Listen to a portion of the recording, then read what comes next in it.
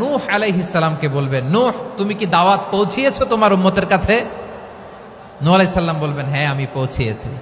এবার নূহের উম্মতকে আল্লাহ জিজ্ঞেস করবেন, এ নূহের উম্মতেরা, তোমাদের নবী নূহ কি দাওয়াত পৌঁছিয়েছে? নূহের উম্মত বলবে, না আল্লাহ, আমাদের কাছে কোনো সতর্ককারী আসে নাই, কোনো নবী টবি আসে নাই, কোনো দাওয়াতও আমরা পাই নাই, আপনারাও চিনি নাই, জান্নাতও চিনি নাই, জাহান্নামও চিনি নাই। নূহ আলাইহিস সালাম বিপদে পড়ে যাবেন। তখন আল্লাহ বলবেন, নূহ তুমি বললা পৌঁছিয়েছো, তোমার উম্মত বলে কিছু পায় নাই। নূহ তোমার কি কোনো সাক্ষী আছে? তোমার কথা আর তোমার উম্মতের কথা তো মিলে না। তুমি বললা তুমি আমার নির্দেশনা দাওয়াত পৌঁছে দিয়েছো, কিন্তু তোমার উম্মত বলে পায় নাই। নূহ তোমার পক্ষে কোনো সাক্ষী আছে? নূহ আলাইহিস সালাম বলবেন, আছে। কে?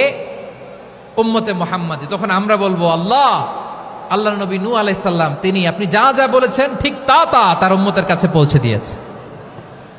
এবার নূহের উম্মতের সাথে আমাদের ঝগড়া লাগবে। তারা বলবে, তোমরা আসছো আমাদের হাজার হাজার বছর পরে, তোমরা কি করে জানলা? তোমাদের সাক্ষী ধর্তব্য হবে না।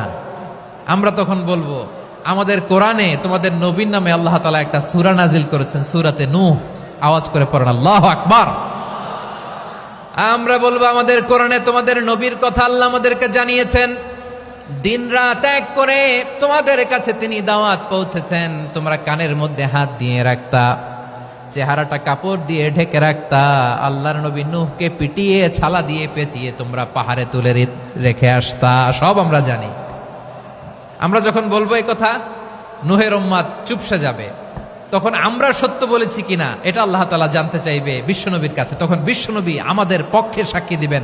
আওয়াজ করে বলেন আল্লাহু আকবার।